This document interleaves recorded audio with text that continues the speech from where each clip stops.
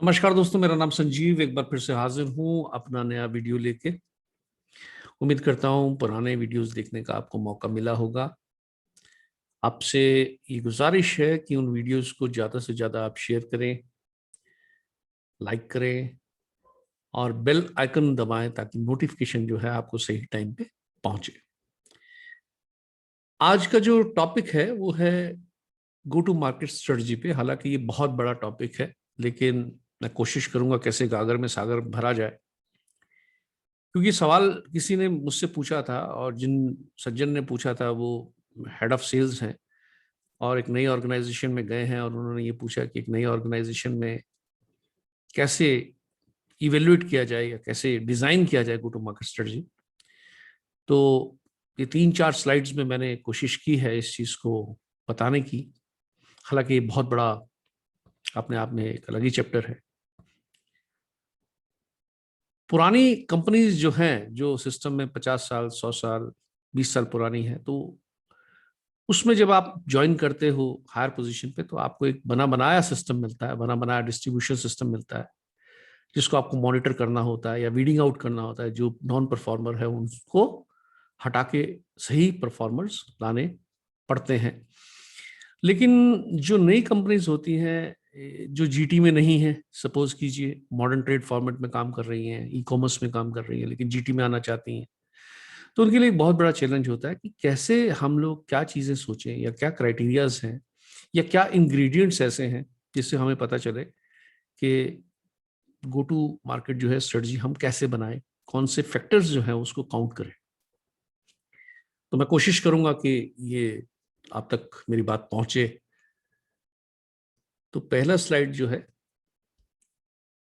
देखिए मैं इसको बड़े सिंपलिस्टिक वे में इसको डिस्क्राइब करने जा रहा हूं। एक प्रोडक्ट है जो आपने बनाया है और एक एंड कंज्यूमर है, राइट, जहां तक आपको प्रोडक्ट पहुंचाना है। अब पहुंचाने के लिए ई कॉमर्स और मॉडर्न ट्रेड फॉर्मेट में तो आपको मालूम ही है, आपने प्रोडक्ट प्लेसमेंट कर दिया मॉडर्न ट्रेड फॉर्मेट में, वहां पे कस्टमर खुद आएगा और अपनी लाइकिंग डिसलाइकिंग के हिसाब से या डिस्प्ले के हिसाब से, विजिबिलिटी के हिसाब से या नॉलेज के हिसाब से, अवेयरनेस के हिसाब से वो उठा के ले जाएगा। ई कॉमर्स में भी यही है कि अगर उसको इस बात की सूचना है कि आपका प्रोडक्ट है, लिस्टिंग है या आपकी कुछ डिजिटल मार्केटिंग आपने की है, तो वहां पे वो ऑर्डर प्लेस करके वहां से अपना ऑर्डर दे देगा। लेकिन प्रॉब्लम आती है जीटी में। तो जीटी में आपको कैसे पहुंचना है, तो किस प्रकार का चैनल आपने यूज करना है, ये बड़ा इंपॉर्टेंट है। अगर आप नए हैं मार्केट में, मॉडर्न ट्रेड फॉर्मेट में, ई कॉमर्स में जाएंगे या कहाँ कैसे जीटी के थ्रू जाएंगे। अब उस चैनल तक पहुंचाने के लिए किस प्रकार की सप्लाई चेन आपके पास होनी चाहिए, उसकी एफिशिएंसी क्या है, क्या उसकी केपीआईज हैं, राइट। फिर कौन सी टेक्नोलॉजी आप यूज करेंगे, ईआरपी है, डिस्ट्रीब्यूशन मॉडल सिस्टम है, डीएमएस कह लीजिए, या आपके पास जो भी लेटेस्ट टेक्नोलॉजी अवेलेबल है, कि आप अपने जो भी की पैरामीटर्स हैं उनको आप मेजर कर सकें, राइट। तो ये गो टू मार्केट का एक सिंपल मॉडल है। आइए आगे बढ़ते हैं।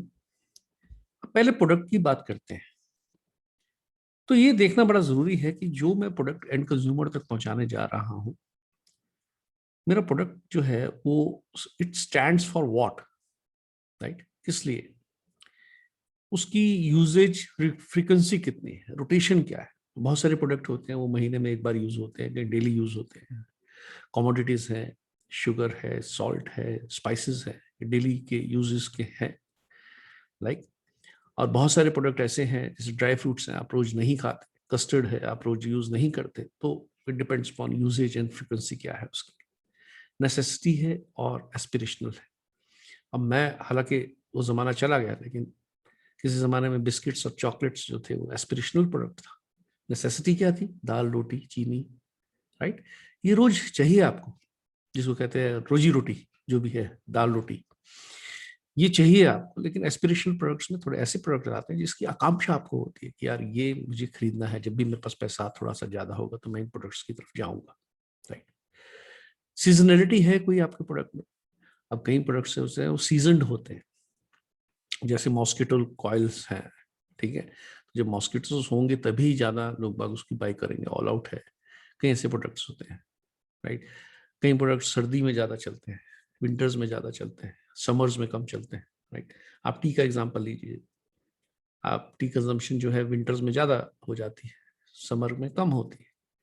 समर में आपका कोल्ड ड्रिंक्स या आप जूसेस की कंजम्पशन ज़्यादा हो जाती है। तो ये सीजनलिटी देखना बहुत ज़रूरी है, क्योंकि जब आप सीजनलिटी देखेंगे तभी आप एक डिमांड जब आप फोरकास्ट करेंगे तो वहाँ से आपको आइडिया लगेगा कि कितना परसेंट, क्योंकि वो कहीं ना कहीं जाकर प्रोडक्शन से लिंक होता है।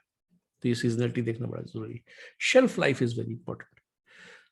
अब शेल्फ लाइफ में ये है कि आपका जो प्रोडक्ट है वो कितने देर स्टे कर सकता है सिस्टम में, 9 महीने 12 महीने के बाद एक्सपायरी है उसकी, या बिल्कुल ताज़ा ताज़ा चाहिए, जैसे मिल्क है, न्यूज़पेपर है।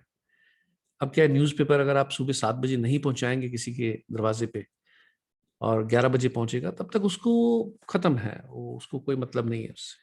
तो हर एक चीज़ का एक टाइमिंग बड़ा इंपॉर्टेंट है, जो डिफाइन करता है कि हाँ कंज्यूमर इज हैप्पी। अगर वही दूध उसको 2 बजे पहुंचता है जो उसको 7 बजे चाहिए, तो उसका सारा काम डिस्टर्ब हो जाता है। तो ये शेल्फ लाइफ एक तरीका ये भी है देखने का। दूसरा तरीका ये भी है कि शेल्फ लाइफ जितनी कम होगी उतना आपके सप्लाई चेन को रोबस्ट होना, एफिशिएंट होना बहुत जरूरी है। सेंसरी टेस्टिंग, अब कई प्रोडक्ट ऐसे होते हैं जो लोग बाग, अब तो खैर पैकेज्ड का काफी जमाना आ गया, किसी टाइम पे दाल हो गया या बासमती हो गया या स्पाइसेस, तो अभी भी लोग बाग हाथ में मसल के देखते हैं, राइट। तो सूंघते हैं, देखते हैं। तो कई चीजें ऐसी होती हैं, कई प्रोडक्ट ऐसे होते हैं कि जब तक कस्टमर उसको हाथ नहीं लगाएगा या उसको स्मेल नहीं करेगा तो उसको तसल्ली नहीं होती। तो क्या आपका प्रोडक्ट ऐसा है क्या? डिफरेंट पैकेजिंग है क्या आपके प्रोडक्ट की? कोई डिफरेंट पैकेजिंग है, जैसे ऑयल प्रोडक्ट्स की पैकेजिंग डिफरेंट है, ब्रेड की पैकिंग डिफरेंट है, राइट।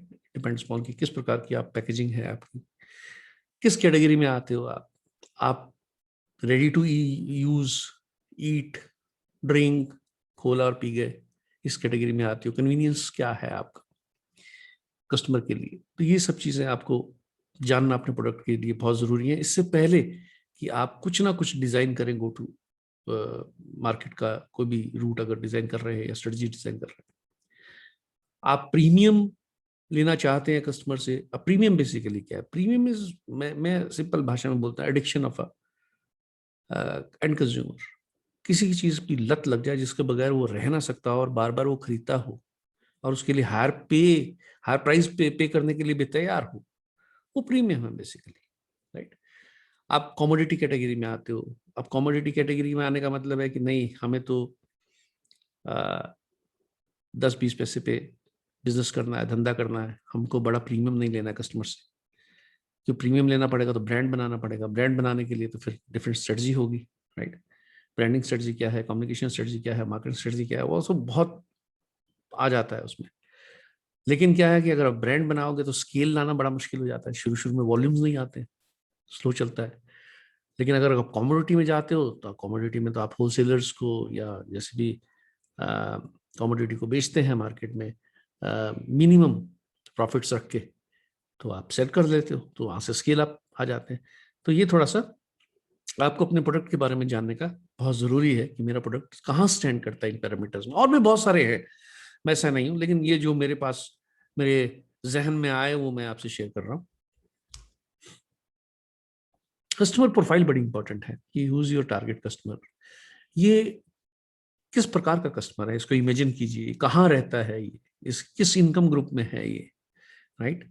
कितना पैसा कमाता होगा, किस प्रकार की जिंदगी होगी इसकी, क्या एज ग्रुप होगा ये, मेरा प्रोडक्ट किसके लिए, यंगस्टर्स के लिए है या हाउसवाइफ के लिए है, या मिड एज्ड के लिए है, या राइट बुजुर्गों के लिए है। तो किस प्रकार के ये एज ग्रुप है जिनके लिए मैं ये, या पूरे परिवार के लिए है। ये जो कस्टमर है रहता कहाँ है हमारे? देखिए पूरे इंडिया में प्रॉब्लम ये है कि, प्रॉब्लम क्या है, ये अपॉर्चुनिटी कहूंगा मैं, प्रॉब्लम भी है, चैलेंज है कि 29 स्टेट्स हैं, 7 यूनियन टेरिटरी हैं, इतना बड़ा हिंदुस्तान है कि एक स्ट्रेटजी नहीं लगती है सब जगह। तो इसलिए बड़ा इंपॉर्टेंट है कि आप कोई भी आप गो टू मार्केट अगर आप वो बना रहे हैं, अपना स्ट्रेटजी बना रहे हैं, तो ये ध्यान रखिए कि आप कितना स्प्रेड करेंगे, क्योंकि आप थिन होते जाएंगे। और खासकर उन कंपनीज के लिए जो छोटी हैं या स्टार्टअप हैं या शुरू कर रहे हैं अपना बिजनेस, ये बहुत बड़ा चैलेंज है, क्योंकि उनको स्किल भी चाहिए, क्योंकि उनके जो फंडिंग हुई है वो इस ढंग से हुई है कि उनको एक पर्टिकुलर अचीवमेंट है, टारगेट अचीव करना है। अब टारगेट अचीव करने के लिए वो सोचते हैं कि हम जितना स्प्रेड करेंगे उतना ज़्यादा बेटर होगा। वो कई बार नहीं होता है, वो बैकफायर करता है। बायर ग्रुप कौन है आप, कई बार यूजर अलग होता है, बायर अलग होता है। आपको ओल्ड स्पाइस की एड याद होगी, पहले उसमें जो था कि वो मेन पे फोकस थी। उसके बाद ये स्टडीज में आया, उन्होंने रिसर्च में रियलाइज किया कि भाई उस मेन के लिए जो है वो विमेन खरीदती है कई बार क्या, मोस्टली आफ्टर शेव। तो विमेन का उसमें भी कंपोनेंट आ गया एड में, राइट। तो बायर कोई और हो सकता है, यूजर कोई और हो सकता है, खरीदार कोई और हो सकता है। तो वो भी आपको देखना है कि किस प्रकार का पर कैपिटा कंजम्पशन क्या है। अब पर कैपिटा कंजम्पशन से आप कहीं ना कहीं एक एस्टिमेट लगाएंगे कि कितना मेरा बड़ा मार्केट है, मेरे को कितना मार्केट शेयर करना है, लेना है, किन किन मार्केट्स में जाना है। बाइंग हैबिट्स क्या है, अब मेरा प्रोडक्ट कैसा है इस पर डिपेंड करता है। अब मेरा प्रोडक्ट कोई इंपल्सिव बाइंग कैटेगरी में तो नहीं आता है, जैसे चिप्स है, आप जा रहे हैं, आप अपनी फैमिली के साथ जा रहे हैं घूमने, और रास्ते में अचानक रुकते हैं, 2 जूस की बोतल ले लेते हैं और चिप्स ले लिया आपने। अब ये प्लान नहीं था, ये बड़ी इंपल्स बाइंग है, राइट। कोई सिस्टमेटिक बाइंग नहीं है। सिस्टमेटिक बाइंग क्या है कि आपको राशन जब खरीदना है, आपको पता है सैलरी आ गई है फर्स्ट वीक में, लास्ट वीक में, तो आपकी पर्ची राशन वाले की चली जाएगी, या आप किसी भी मॉडर्न ट्रेड फॉर्मेट में जाके आप बाइंग कर सकते हैं।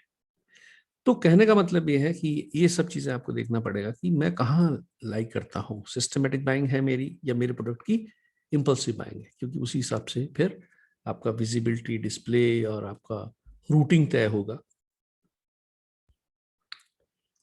ये मैंने कुछ कंपैरिजन किया था कि अगर आप चैनल सिलेक्शन करेंगे, इसके बाद नेचुरली बात है चैनल सिलेक्शन करेंगे कि जीटी में जाएं, मॉडर्न ट्रेड में जाएं, ई कॉमर्स में जाएं, तो कुछ पैरामीटर्स मैंने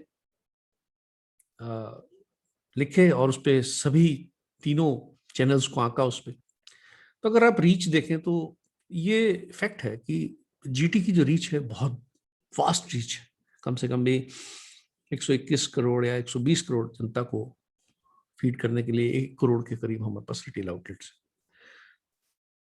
और मॉडर्न ट्रेड फॉर्मेट भी अभी बढ़ते जा रहे हैं, अभी A-क्लास सिटीज में है, मेट्रोज में है, या और थोड़े थोड़े नीचे अभी रूरल में भी पहुंच गए। रूरल तो नहीं मैं कहूंगा, लेकिन हाँ 10 लाख के जो टाउन है या 5 लाख के टाउन है वहां पे पहुंच रहे हैं। तो लेकिन फिर भी उतनी रीच नहीं है जितनी एक किराने वाली दुकान की रीच है। और ई कॉमर्स तो बढ़ता जा रहा है। तो मैं कहीं पढ़ रहा था कि अमेजोन कम से कम भी 25,000 के करीब पिन कोड्स को अब सर्व करने लगा है पूरे इंडिया में। तो ऐसा ये अपनी रीच बढ़ा रहे हैं। तो ये भी बड़े अच्छे स्पीड से जा रहे हैं, चाहे मॉडर्न ट्रेड फॉर्मेट हो चाहे ई कॉमर्स हो। ई कॉमर्स तो बहुत ही स्पीड से जा रहा है, और हमने कोविड में देखा भी है कि किस ढंग से जब जीटी और एमटीएफ नहीं कर पाए फीड मार्केट को, तो कैसे e commerce as a saviour आया। जीटी में क्या है, लेयर्स बहुत हैं। जीटी में आप अगर आप सप्लाई करते हैं जीटी में, तो आपको डीपू चाहिए, एक सीएफए चाहिए, उसके नीचे डिस्ट्रीब्यूटर चाहिए, सुपर डिस्ट्रीब्यूटर मॉडल चाहिए, डिपेंडिंग अपॉन क्या आप मॉडल और किस प्रकार का आप जियोग्राफी को कैटर कर रहे हैं। मॉडर्न ट्रेड डायरेक्ट है, सिंपल, यू नो कि भाई ये मेरा मॉडर्न ट्रेड फॉर्मेट है, और इसके अंदर इतनी चीज़ हैं, यहाँ यहाँ चीज़ है, यहाँ पे मुझे सप्लाई करनी है। ई कॉमर्स भी बड़ा सिंपल सा है, उसमें डायरेक्ट सप्लाईज है, एंड कंज्यूमर को सप्लाईज है, तो इसमें ज़्यादा कोई दिमाग लगाने वाली बात है नहीं। हाँ ये ज़रूर है कि सप्लाई ऑन टाइम बड़ा इंपॉर्टेंट है इन दोनों में, मॉडर्न ट्रेड फॉर्मेट और ई कॉमर्स में। चैनल ऑर्गेनाइज्ड अनप्रोफेशनल रहता है, आपको मालूम है किस प्रकार के डिस्ट्रीब्यूटर्स हैं, तरह तरह के डिफरेंट जियोग्राफीज में डिफरेंट। मॉडर्न ट्रेड फॉर्मेट क्योंकि रन बाय बड़ी बड़ी कंपनीज इन्वॉल्व हैं इसमें, तो बड़ा ऑर्गेनाइज्ड है, बड़े प्रोफेशनल से आप मिलते हो, अप्रोच बड़ी प्रोफेशनल है उनकी। ऐसे ही ई कॉमर्स में ऑर्गेनाइज्ड हैं, प्रोफेशनल हैं। तो ये दोनों ही इनके साथ डील करने में थोड़ा ज़्यादा अच्छा लगता है। पेमेंट्स जीटी अगर तो पुरानी कंपनी है, अब सब तो लीवर्स नहीं होते, सब तो टाटास नहीं होते, तो क्या है कि पावर जो है वो कहाँ है, वो रिटेलर के पास है, कंपनी के पास है। अगर तो कंपनी के पास है तो पैसा जल्दी आ जाता है, लेकिन अगर रिटेलर के पास है, आप नए प्रोडक्ट लेके जा रहे हैं, आप नई कंपनी है, तो वो इस चीज को मिसयूज करता है। लेकिन मॉडर्न ट्रेड फॉर्मेट और ई कॉमर्स में अगर आपके सही एग्रीमेंट साइन हो गए हैं तो मोस्टली मैंने देखा है कि वो पेमेंट टाइम पे आ जाती है। हाँ, स्पेशल केसेस में 5-7 दिन ऊपर नीचे हुई, लेकिन मोस्टली आ जाती है। ऑफटेक्स कोई गारंटीड नहीं है जीटी में। आप माल रख जाइए, देख लेंगे, बहुत सारा आपने देखा ही है किस प्रकार के सवाल जवाब होते हैं रिटेलर के साथ। मॉडर्न ट्रेड में एक चांस तो है कि आप अपना प्रोडक्ट डिस्प्ले कर सकते हैं, विजिबिलिटी बढ़ा सकते हैं, प्रमोटर्स लगा सकते हैं अगर आप वहां पे थोड़ा मार्केटिंग स्पेंड करना चाहें, क्योंकि वहां पे कस्टमर आ रहा है और एंड कंज्यूमर आ रहा है। अगर उसकी नजर में आप आ जाते हैं, उसको पसंद है और आपका पैक बड़ा अच्छा है, आपका पैक अच्छा कम्युनिकेट कर रहा है, प्रमोटर्स वहां पे लगे हुए हैं, तो चांसेस है कि आप वहां से लिफ्ट कर लिए जाओगे। और अगर आपकी क्वालिटी बढ़िया रही तो ये भी चांस है कि आप रिपीट जो है उस कैटेगरी में आ जाओगे। ई कॉमर्स का तो मॉडल सिंपल है। उसमें अगर आप विजिबिलिटी कहीं आप सोशल प्लेटफॉर्म पे भी दिखते हो लोगों को, या बैनर यूज करते हो, या डिजिटल मार्केटिंग के कारण कहीं अवेयरनेस है, तो सीधे सीधे वो ऑर्डर देता है और ऑर्डर सीधे उसके पास पहुंच जाता है। टेक्नोलॉजी में नेचुरली मैंने कहा क्योंकि ये प्रोफेशनल है modern trade formats and e commerce, तो टेक्नोलॉजी में तो जो मर्जी डाटा उनसे ले लीजिए, आपका एंड कंज्यूमर का डाटा भी वो दे देंगे, आपका ऑफटेक का डाटा दे देंगे। लेकिन ये चीजें बहुत बार मुश्किल है रिटेल से निकालना, वेरी डिफिकल्ट। कंपनीज ट्राई कर रही हैं, मैं ये नहीं कह रहा, लेकिन cost of acquiring that data is very high. किस किस रिटेलर के पास जाओगे, कैसे? आप कुछ कंपनीज जहां ने सिलेक्ट किए हैं, इतनी सब लोगों के पास तो नहीं जा सकते, लेकिन वही बात है कि 80% of the business comes from 20% of the retailers, तो वही वहीं पे जा रही हैं सब कंपनी और वहीं पे अपने गैजेट्स लगा रही हैं और डाटा एक्सट्रैक्ट करने की कोशिश कर रही है। बाइंग पैटर्न अब सिस्टमेटिक है, फ्रीक्वेंट है, ये तीनों का अलग अलग पैटर्न रहता है। तो अब जीटी में तो बीट बनी हुई है, वो बीट में जाएगा, ऑर्डर मिलेगा। एम मॉडर्न ट्रेड फॉर्मेट में सिस्टमेटिक बाइंग रहती है, थोड़ी सी ऑफटेक पे ड्रिवन है। अगर ऑफटेक होगी तो आपको एक आ जाएगा उनका पीओ बन के। ऐसा ही ई कॉमर्स में है। ई कॉमर्स में थोड़ा ये है क्योंकि ई कॉमर्स में पता नहीं लगता है कि, अब देखिए ई कॉमर्स में मोस्टली कंपनीज का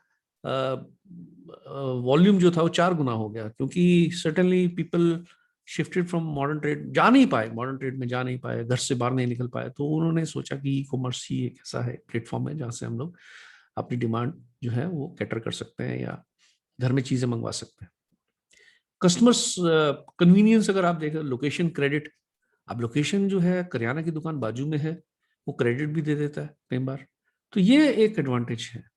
और ये बहुत, जो भी मल्टीनेशनल काम कर रही हैं इस पे, चाहे ई कॉमर्स में या मॉडर्न ट्रेड में, उनके लिए बहुत बड़ा चैलेंज रहा है कि एक लोकल करियाने का जो रिलेशनशिप है एंड कंज्यूमर के साथ, उसको कैसे तोड़ा जाए। लेकिन ये बहुत बड़ा मुश्किल काम है, इतना आसान नहीं है। हाँ, बड़े बड़े शहरों में हो सकता है ये अभी शुरू हो चुका है, लेकिन देखते हैं कैसे आगे बढ़ती हैं चीजें। मॉडर्न ट्रेड फॉर्मेट में क्या है, customer has a liberty to select. वहां पे पुश नहीं किया जाता प्रोडक्ट, वो घूम रहा है अपना जो भी बास्केट लेके, और वो देखता जा रहा है, इंफॉर्मेशन लेबलिंग देखता है प्रोडक्ट की, और वहां डिसाइड करता है कि मुझे कौन सा है, आई लेवल पे कौन से प्रोडक्ट हैं, तो ये सब चीजें वहां पे देखता है। तो ये लिबर्टी कस्टमर को है, और यही ई कॉमर्स में भी है। सर्विस, अब जीटी में क्या है, डेली सर्विस रिक्वायर्ड है। अब डेली सर्विस रिक्वायर्ड है तो उतनी मैन पावर आप रखोगे। जब मैन पावर आ गई तो इसका मतलब तो ये है कि उससे फिर वो डेटा लेना और वो केपीआई निकालना और वो प्रोडक्टिविटी निकालना, ये बड़ा चैलेंज रहता है जीटी में। जबकि मॉडर्न ट्रेड मैंने जैसे कहा कि वो डिपेंड अपॉन ऑफटेक्स, तो फोर्टनाइटली, मंथली सर्विस, जैसे भी आप एग्रीमेंट के तहत आप उसको डिजाइन कर सकते हैं।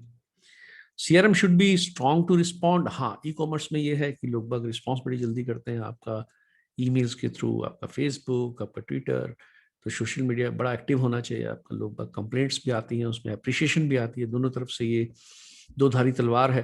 तो आपका अगर कस्टमर रिलेशनशिप मैनेजमेंट अगर ठीक नहीं है तो थोड़ा सा दिक्कतें आ सकती हैं। अदरवाइज आपको ये बड़ा स्ट्रांग रखना है जिन जिन कस्टमर्स के पास आपके, अच्छा, बिकॉज इस सिस्टम में क्या है, पूरी पूरी डिटेल जो है आपके पास मिल जाती है, उनके फोन नंबर, कॉन्टैक्ट नंबर भी मिल जाते हैं, तो you can directly call them. अगर रिपीट डिमांड नहीं आ रही, पूछ सकते हैं कि आपका क्वालिटी के बारे में क्या विचार है। तो इस प्रकार की बातें हम लोग एंड कंज्यूमर तक पहुंच सकते हैं और वैलिडेशन कर सकते हैं अपनी क्वालिटी का। जबकि ये स्थिति जो है ना, ये पॉसिबिलिटीज जो है ना जीटी में नहीं है। जीटी में क्या है, डिस्ट्रीब्यूटर और रिटेलर तक ही रह जाता है सब कुछ, एंड कंज्यूमर को तो पता ही नहीं लगता उस वहां तक पहुंचा क्या नहीं पहुंचा, क्योंकि रिटेलर को और डिस्ट्रीब्यूटर को तो स्कीम से रिलेटेड चीजें हैं, बस वही उनका मुद्दा रहता है जनरली। और कुछ अच्छे रिटेलर्स का they ask for quality. Cost जैसे है, अब डिस्ट्रीब्यूटर डिस्काउंट्स हैं, जीटी में मैन पावर कॉस्ट है, ये एक बहुत बड़ी कॉस्ट है। हाँ, लेकिन मॉडर्न ट्रेड में भी कॉस्ट तो है, लेकिन अगर आपकी ऑफटेक एक बारी बंद गई, रिपीट आने शुरू हो गया, तो कॉस्ट रिकवर होने में टाइम नहीं लगेगा आपको। जो मॉडर्न ट्रेड है वो ज्यादा से ज्यादा स्टोर्स देगा, और क्योंकि उनको भी कॉन्फिडेंस आ गया, शुरू में तो सभी स्टोर्स नहीं देते हैं, वो बोलते हैं ठीक है आप नई कंपनीज हैं, आप 10 स्टोर्स में एक्सपेरिमेंट करके देखिए, फिर हमारे साथ चलिए।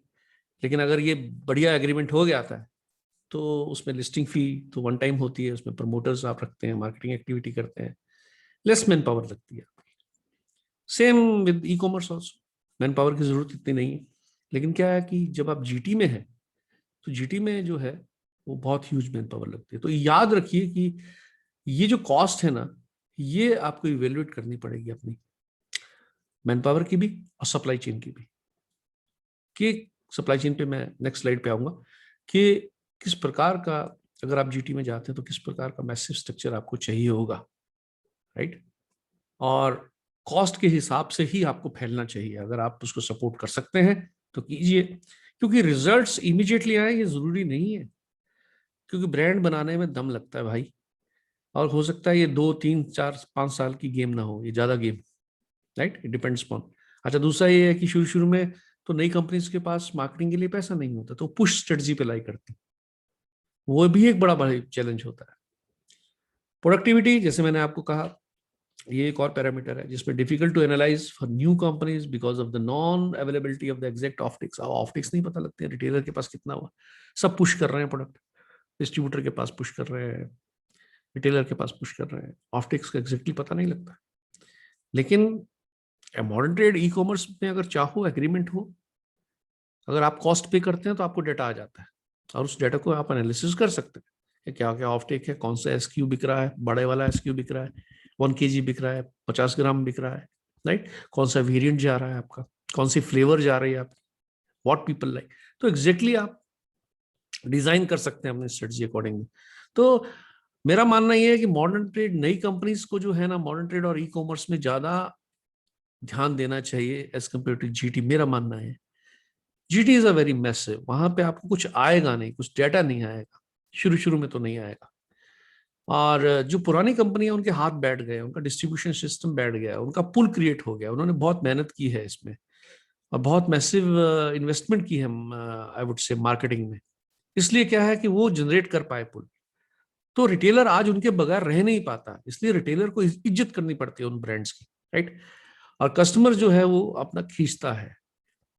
तो इसलिए ये ध्यान रखें कि अगर आपका पुल नहीं है और आपकी डीप पॉकेट्स नहीं है, मार्केटिंग बजट आप जनरेट नहीं कर पाते, तो बी केयरफुल कि जीटी में जाना है नहीं जाना है, या एक स्मॉल ज्योग्राफी में आपको एक्सपेरिमेंट करके देखना है, स्मॉल मैन पावर जिसको आप अफोर्ड कर सको। तो ये थोड़ा सा आपको थोड़ा मंथन करना पड़ेगा और देखना पड़ेगा। अब जब हमने ये चीजें डिसाइड कर ली, चैनल कौन सा चाहिए, कस्टमर क्या है, मेरा प्रोडक्ट क्या है, तो supply chain is very important. अब मैंने जैसे कहा कि शेल्फ लाइफ क्या है, शेल्फ लाइफ जैसे आटे की बात करें, आटा 90 दिन में तकरीबन तकरीबन शेल्फ लाइफ है। तो अगर वो 30 दिन तो चेन में ही रह जाता है, डिलीवरी होती नहीं है, तो क्या है कि फैक्ट्री के चलने के बाद एंड कंज्यूमर तक या एंड डिस्ट्रीब्यूटर तक या मॉडर्न ट्रेड में वो 30 दिन, 15 दिन, 20 दिन के बाद पहुंचते हैं, तो बड़ा मुश्किल है। इसलिए आपको अलग अलग जगह पे प्लांट भी बनाने पड़ते हैं। शुरू में कंपनीज एक जगह से ऑपरेट करती हैं, उसके बाद अलग अलग डिपेंडिंग अपॉन कि क्लोज टू मार्केट रहे हम लोग, क्योंकि शेल्फ लाइफ कम है। ऐसे मिल्क में है, अब अमूल सारा मिल्क तो वहां से नहीं देता है गुजरात से, उसके भी डिफरेंट डिफरेंट प्लांट्स हैं, मदर डेयरी से, ऐसी न्यूज़पेपर है, राइट। तो ये देखना है कि आपकी कैपेबिलिटी कितनी है, आप सुबह 7 बजे आपको पहुंचना है, 8 बजे कस्टमर के पास पहुंचना, shelf life is very important. आपका अगर शेल्फ लाइफ में कम है, तो आपका एफिशिएंट होना बहुत जरूरी है सप्लाई चेन में, नंबर 1, और क्लोज टू मार्केट आपका होना बहुत जरूरी है। फ्रीक्वेंसी ऑफ डिलीवरी क्या है, ये भी बड़ा इंपॉर्टेंट है। ठीक है, दूध हर को ताजा चाहिए, ब्रेड हर को ताजा चाहिए, न्यूज़पेपर रोज चाहिए, ठीक है। तो फ्रीक्वेंसी क्या है? डेली। अब कई प्रोडक्ट में है कि भाई स्टॉकिंग हो जाती है, इन्वेंट्री रखते हैं लोग बाग, तो 15-15 दिन की रख लेते हैं। जैसे आप चाय है, आटा है, पत्ती है, जो भी है ये चीजें, टी है, तो उसमें कोई ऐसा इशू नहीं होता है। फ्रीक्वेंसी अगर हफ्ते के बाद भी अगर सेल्समैन जाता है तो वो उसकी इतनी इन्वेंट्री उसके पास पड़ी होती है। ये सप्लाई चेन की कॉस्टिंग जो है बड़ी इंपॉर्टेंट रहती है। जैसे ट्रक लोड है, हाफ लोड है, आप मिनिमम ऑर्डर क्वांटिटी क्या लेंगे रिटेलर से या जिसको भी दे रहे हो, क्या आप कैपेसिटी रखते हो, आपका प्रोडक्ट का वैल्यू क्या है, राइट। स्पाइसेस जैसे है वो 1.5 लाख रुपए टन के करीब है। अब यही आप सॉल्ट बोलेंगे तो वो 18,000 रुपए टन है। तो कॉस्टिंग देखना पड़ेगा आपको कि किस प्रकार का आपका कॉस्टिंग है। आपको वारा खाता है कि नहीं खाता, ट्रक लोड जाना पड़ेगा, हाफ ट्रक लोड भेज पाओगे, तो ये आपको निकालना पड़ेगा। मिनिमम ऑर्डर क्वांटिटी क्या है, नंबर ऑफ डेस्टिनेशन क्या, जितना ज्यादा स्प्रेड होगा आपका, जितनी ज्यादा आप डिस्ट्रीब्यूशन स्प्रेड करेंगे, नेचुरली बात है आपका डेस्टिनेशन भी आपको सर्व करने पड़ेंगे उसी हिसाब से। और हो सकता है आपका प्लांट वहां से सर्व ना कर पाए, हो सकता है आपको डिपो बनाने पड़े। अब डिपो बनाओगे तो फिर आपको उतनी सेल चाहिए वहां पे, क्योंकि डिपो का खर्चा भी खड़ा है। तो ये चैलेंज तो है ही। लीड टाइम क्या है आपका, हम कमिट करते हैं हम 7 दिन में ट्रक पहुंचा देंगे एक सेंट्रल लोकेशन से, लेकिन वो ट्रक 15 दिन में पहुंच रहे हैं, 12 दिन में पहुंच रहे हैं, तो ये तो प्रॉब्लम हो सकता है। और अगर आपका प्रोडक्ट पेरिशेबल है तो और भी प्रॉब्लम हो सकता है, रास्ते में सड़ सकता है। अब बहुत सारे फ्रूट्स हैं, अगर वो डेस्टिनेशन पे टाइमली ना पहुंचे, बहुत सारी सब्जियां जाती हैं, अगर आपने देखा होगा सप्लाई चेन में, टमाटर है, भिंडी है, ये चीजें जो है ये, और टेम्परेचर देखिए, कोल्ड स्टोरेज की फैसिलिटी नहीं है, तो ये कहीं ना कहीं प्रॉब्लम क्रिएट कर सकती है। डायरेक्ट सप्लाईज कर रहे हैं, आपकी डिपो से कर रहे हैं, सीएफए से कर रहे हैं, रीपैकिंग कर रहे हैं, क्या कर रहे हैं, तो ये सब चीजें जो है ये आपके जहन में रहनी चाहिए जब आप go to market. Go to market, please remember, go to market ऐसा नहीं है कि डिस्ट्रीब्यूटर बनाने को गो टू मार्केट नहीं कहते। आपको पूरा वैल्यू चेन देखना पड़ेगा, राइट। कि मेरे प्रोडक्ट को पहुंचाने के लिए एक कस्टमर तक क्या क्या चीजें चाहिए, राइट, ताकि मैं कस्टमर तक बेस्ट क्वालिटी बेस्ट टाइम में पहुंचा सकूं और अच्छी हालत में पहुंचा सकूं, ये नहीं कि डैमेज में पहुंचा सकूं। और फिर सप्लाई चेन जीटी के लिए अलग होती है, मॉडर्न ट्रेड फॉर्मेट के लिए आपने देखा ही होगा, जो लोग डील कर रहे हैं मॉडर्न ट्रेड फॉर्मेट से, उनका एक तरीका अलग है, एक एक चीज को चेक करते हैं, ट्रक लाइन में खड़े हुए हैं। अब जीटी में तो चलो डिस्ट्रीब्यूटर आपका अपना है तो मैनेज कर लेता है, लेकिन मॉडर्न ट्रेड में तो सभी सप्लाई कर रहे हैं, तो आपको एक टाइम दिया जाता है, आपको स्लॉट दिया जाता है, उस स्लॉट में अगर आप नहीं जाते तो आपको प्रॉब्लम होती है, राइट। रिटर्न भी आ जाते हैं गाड़ी, थोड़ा सा भी डैमेज स्टॉक हुआ तो आपको वापस भेज दिया जाता है। ई कॉमर्स में बड़ा इंपॉर्टेंट है। अब आपको एक ऑर्डर दिया कस्टमर ने, आपने लिखा है कि 72 घंटे में हम आपको फला फला चीज आपके घर में पहुंचा देंगे, अमेजोन आपने देखा ही होगा, लेकिन पता लगता है 15 दिन में नहीं आई, फिर आई तो वो डैमेज आई, फिर उनको ईमेल लिखो, कोई रिस्पॉन्स नहीं आ रहा। तो ये सब चीजें जो है ये जो कस्टमर को दूर भगाती हैं, मतलब कस्टमर बोलता है यार ये इस कंपनी से डील करने का, इस प्रोडक्ट से डील करने का कोई मतलब नहीं। तो ये बड़ी सेंसिटिव चीजें हैं, हम बोलते तो हैं ई कॉमर्स, लेकिन ये बड़ी सेंसिटिव चीजें हैं।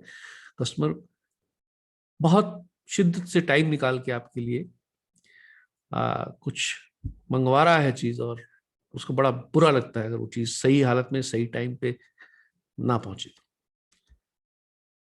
उसके बाद ये है कि जब ये चीजें आपने कर ली, ये चीजें सोच ली, तो टेक्नोलॉजी बड़ी इंपॉर्टेंट है।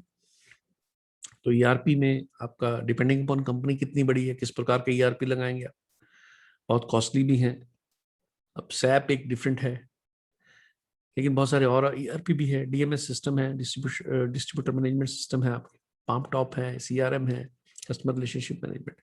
तो खासकर ई कॉमर्स के लिए मैंने कहा था, तो ये चीजें क्यों जरूरी है, क्योंकि टेक्नोलॉजी अगर आप उसके इर्द गिर्द नहीं लगाओगे, आपको पता ही नहीं लगेगा किसको क्या बेचा, कब बेचा, कितना बेचा, क्या जाना है, कैसे डील करना है।